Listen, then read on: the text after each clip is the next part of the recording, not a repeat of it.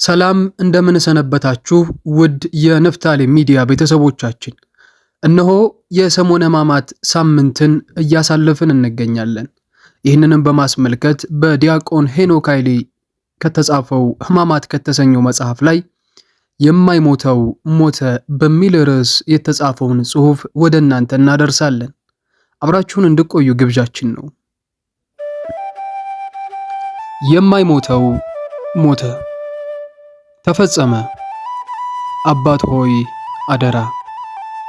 ጌታችን በመስቀል ላይ ነፍሱን ከመስጠቱ በፊት የተናገራቸው የመጨረሻዎቹ ሁለት ቃላት ተፈጸመና አባት ሆይ ነፍሴን በእጅህ አደራ ሰጣለሁ የሚሉ ነበሩ። ጌታችን ተፈጸመ ብሎ እንደተናገረ በወንጌል ላይ የተጻፈው ሁለት ጊዜ ነበር።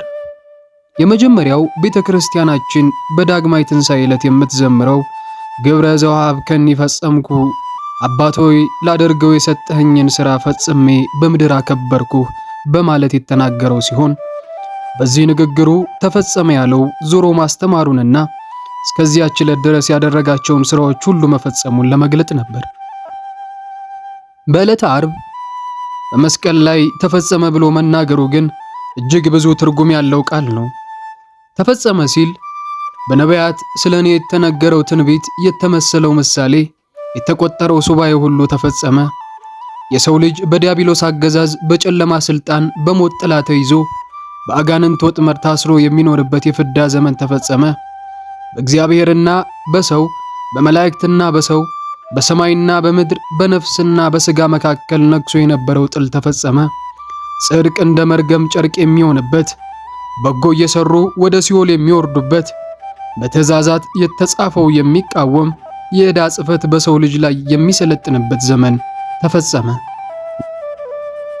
የሰው ልጅ በናፍቆትና ተስፋ ሲጠባበቀው የነበረው መዳኑ ተፈጸመ። የሰው ልጅ የበደል ዕዳ ተከፈለ፣ የአምላክ የቤዛነት ሥራም ተፈጸመ ማለት ነው። ጌታችን ተፈጸመ ያለው የሰው ልጅ መዳን መከናወኑንና የበደላችን ዕዳ መከፈሉን የሚያሳይ ነው ስንል አንዳንዶች ጌታ ሞቶልሃል፣ ዕዳ ተከፍሎልሃል፣ ከእንግዲህ ምንም ኃጢአት ብትሰራ ባንተ ላይ ኩነኔ የለም ጸድቀሃል ብለው እንደሚያስተምሩት ክደት እንዳልሆነ ልናስተውል ይገባል። መድኃኔዓለም ክርስቶስ በመስቀል ላይ ያድኖናል ስንል ያዳነን ከምን እንደሆነም ለይተን ማወቅ ይገባናል።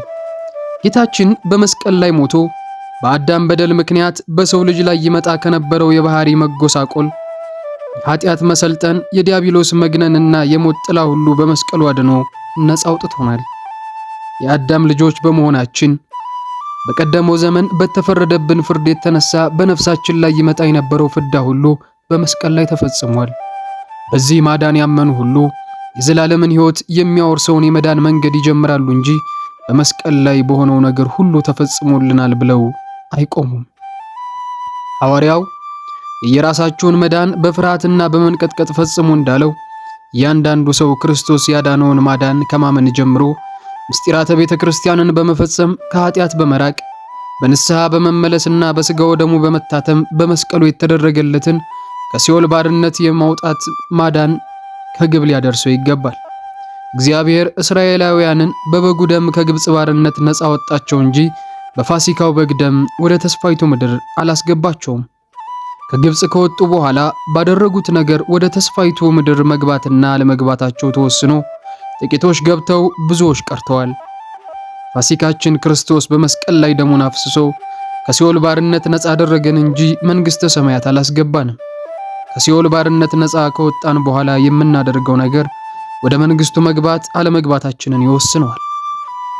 ሐዋርያው በሌላ አገባብ የተናገረው ቢሆንም ይህንን ከሚያህል ሞት አዳነን ያድነንማል፣ ወደፊት ደግሞ እንዲያድነን በእርሱ ተስፋ አድርገናል ያለው ይህን ሐሳብ ይገልጽልናል። ሁለተኛ ቆሮንቶስ ምዕራፍ 1 ከቁጥር 10 እስከ 11።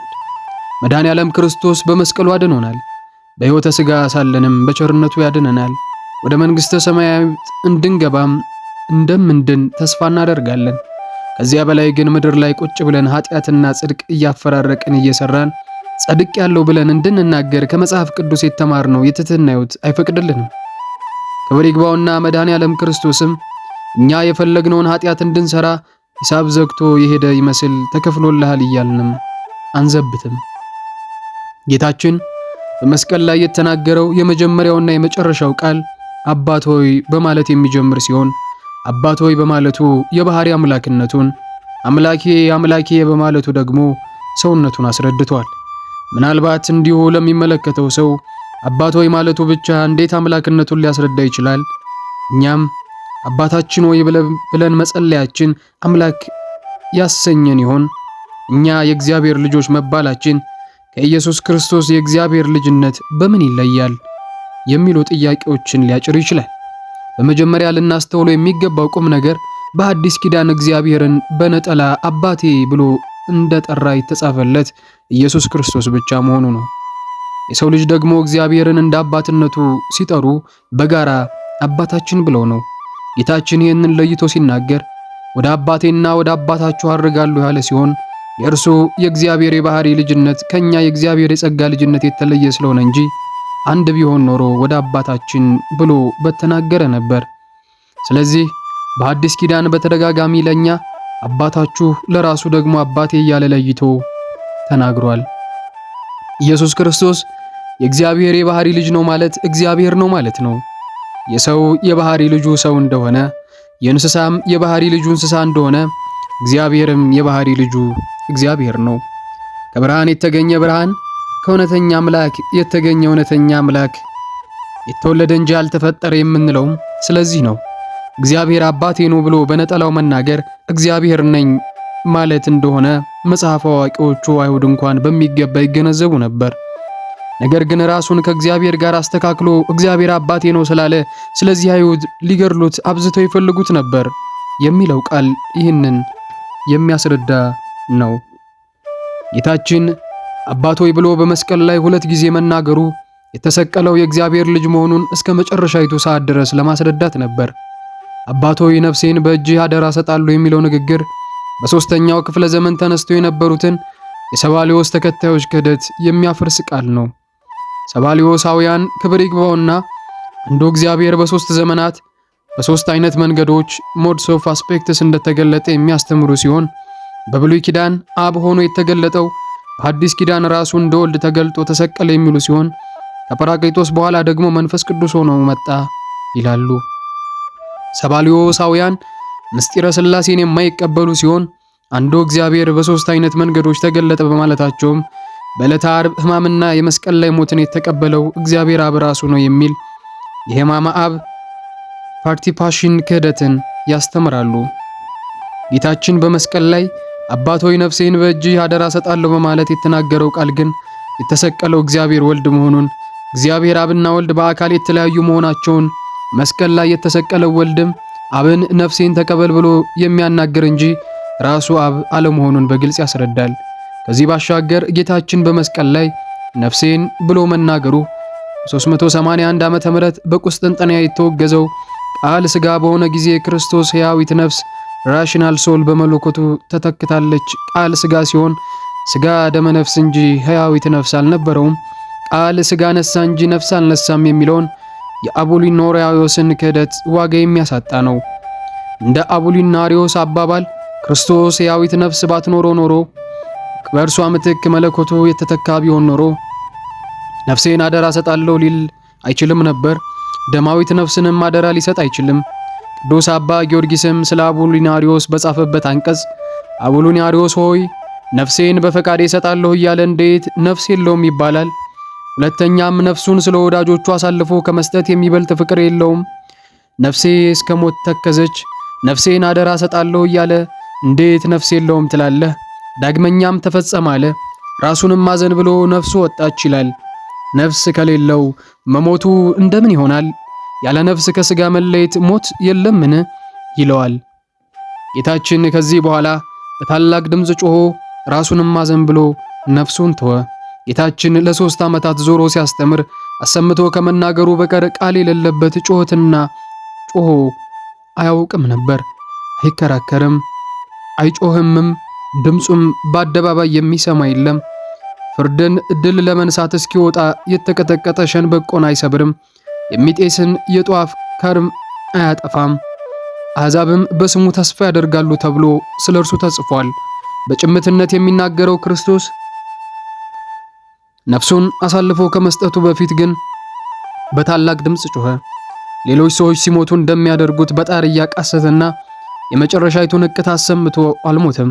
በታላቅ ድምፅ ጮሆ ነፍሱን ሰጠ። ከድምፁ በተጨማሪም ራሱን አዘንብሎ ነፍሱን ሰጠ።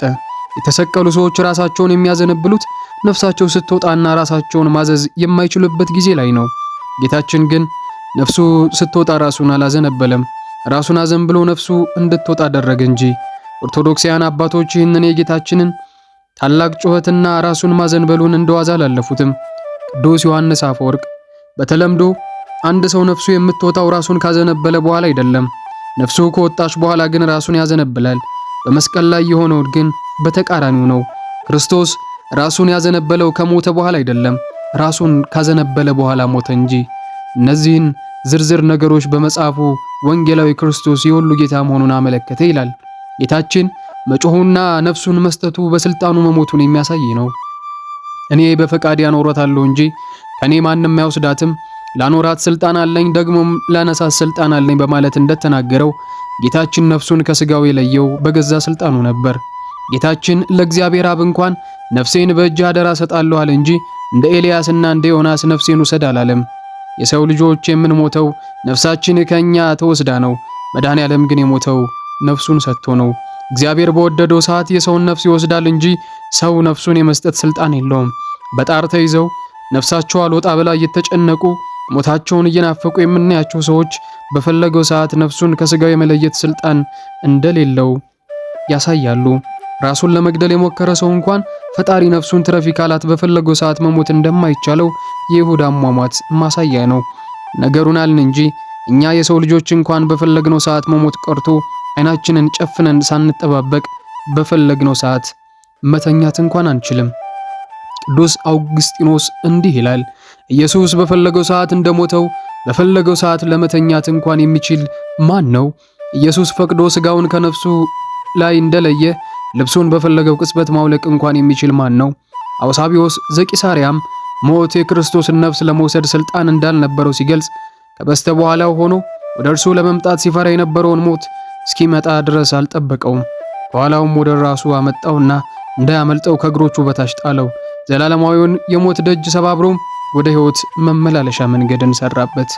ወስብሐት ለእግዚአብሔር ወለወላዲቱ ድንግል ወለመስቀሉ ክቡር። ይቆየን። ይህንን ጽሑፍ የጻፈልን እጅግ የምንወደውና የምናከብረው ዲያቆን ሄኖክ ኃይሌ ሕማማት ከተሰኘው መጽሐፉ ላይ የተወሰደ ነው። ፍታሌ ሚዲያ ተከታታይ የሆኑ ትረካዎችን እንዲሁም ልዩ ልዩ መርሃ ግብሮችን ወደ እናንተ ያደርሳል። እግዚአብሔር አምላካችን ለበዓለ ትንሣኤው በሰላም ያደርሰን። መልካም የሕማማት ሳምንት ይሆነልን።